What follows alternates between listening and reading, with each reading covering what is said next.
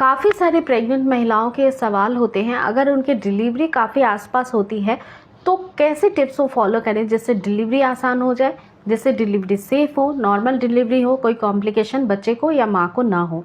ऐसे काफ़ी सारे क्वेश्चंस आते हैं। देखिए, अभी जो महीना है वो जून, जुलाई या अगस्त का आने वाला है और चल रहा है। ये मौसम काफ़ी गर्म होता है, इसमें स्वेटिंग बहुत ज़्यादा होती है।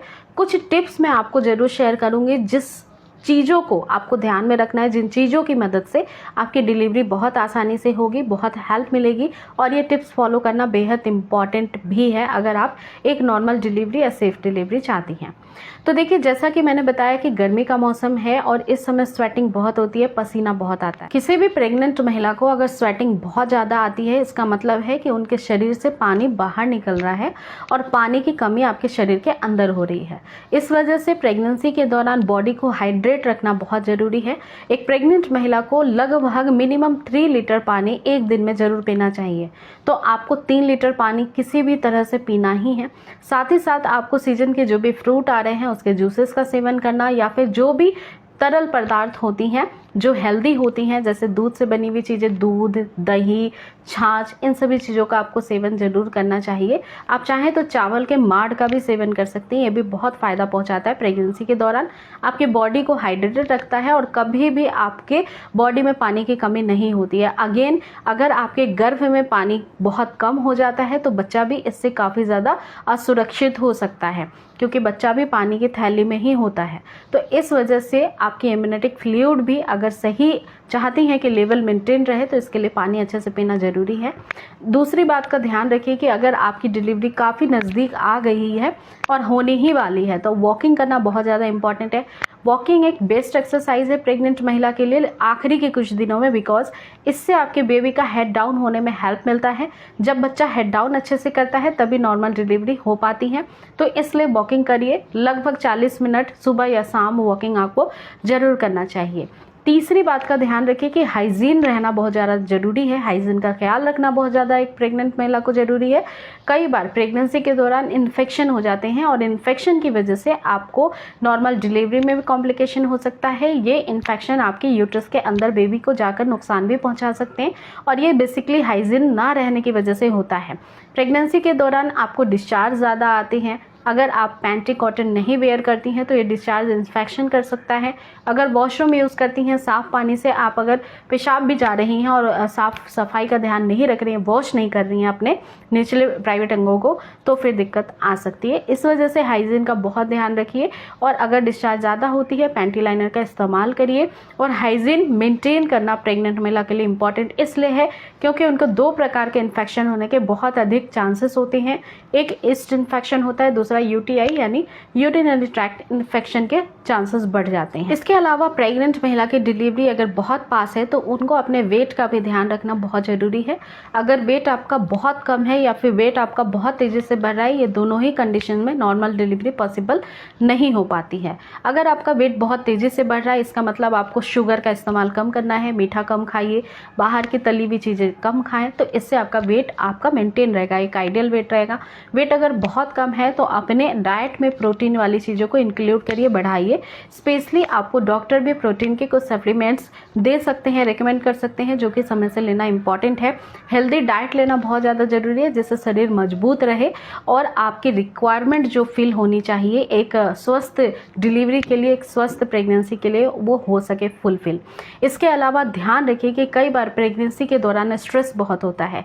ये एक हार्मोनल चेंजेस की वजह से भी हो सकता है, आपके आसपास के इन्वायरमेंट की वजह से भी हो सकता है, और आपका घर का माहौल कैसा है इस पर भी डिपेंड कर सकता है, या फिर आपका वर्क स्टेशन कैसा है, अगर बाहर काम करती हैं तो इस पर भी डिपेंड करता है। लेकिन किसी भी महिला को अगर प्रेग्नेंट है तो ओवर स्ट्रेस नहीं लेना चाहिए। और स्ट्रेस कैसे बढ़ता है? ओवर थिंकिंग से बढ़ता है। तो कभी भी बहुत ज़्यादा सोचना नहीं है।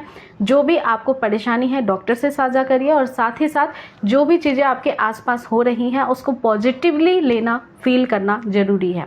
बहुत ज़्यादा ओवर स्ट्रेस लेंगी बहुत ज़्यादा टेंशन में रहेंगी, बच्चे के लिए भी नुकसानदेह है, आपके लिए भी नुकसानदेह है। नेक्स्ट टिप है फ्रेंड्स कि प्रेग्नेंट महिला को अपनी हीमोग्लोबिन परसेंटेज पे ज़्यादा ध्यान देना चाहिए। आपकी हीमोग्लोबिन का परसेंटेज 11 के आसपास होना चाहिए अगर आपको डिलीवरी अच्छी चाहिए, सेफ चाहिए, हेल्दी चाहिए। बहुत बार ऐसा होता है कि प्रेगनेंसी के महीने दर महीने जैसे जैसे आगे बढ़ते हैं, आपके आयरन की कंज्यूमिंग जो कैपेसिटी होती है वो नेचुरल सोर्सेस में कम हो जाती है। सप्लीमेंट्स तो आप लेते रहते हैं लेकिन वो आपके बॉडी के रिक्वायरमेंट को फुलफिल नहीं कर पाती है, जिसकी वजह से हीमोग्लोबिन परसेंटेज डाउन हो जाता है। इस वजह से अपने आहार में हरे साग सब्जी को, पत्तेदार सब्जियां जितनी भी होती हैं उसको ऐड करना जरूरी है, ब्रोकली खाना जरूरी है। इसके अलावा जितने भी हाई सोर्सेस ऑफ आयरन होते हैं जो कि बॉडी में जाने के बाद खून की मात्रा को बढ़ाते हैं, जिससे आपका हीमोग्लोबिन परसेंटेज मेंटेन हो पाएगा, अच्छा बना रहेगा, जिससे कि आपको कभी भी कॉम्प्लिकेशन नहीं आएगी प्रेगनेंसी में। अगेन जब आपके शरीर में अच्छा खून बनता है तभी बच्चा भी है जो हेल्दी होता है, उसको भी कोई फिजिकल प्रॉब्लम या मेंटल प्रॉब्लम नहीं होती है। इस वजह से ध्यान रखिए कि आपका डाइट बहुत अच्छा होना चाहिए। अनार का सेवन, चुकंदर का सेवन और टमाटर का सेवन, गाजर का सेवन भी बहुत फायदेमंद होता है आयरन की डिफिशियंसी को कम करने के लिए। इसके अलावा आपको हाई बीपी की प्रॉब्लम है तो बीपी का जो है हाई बीपी या लो बीपी, ये जो असंतुलन है उसको भी आपको ठीक करना इंपॉर्टेंट होता है।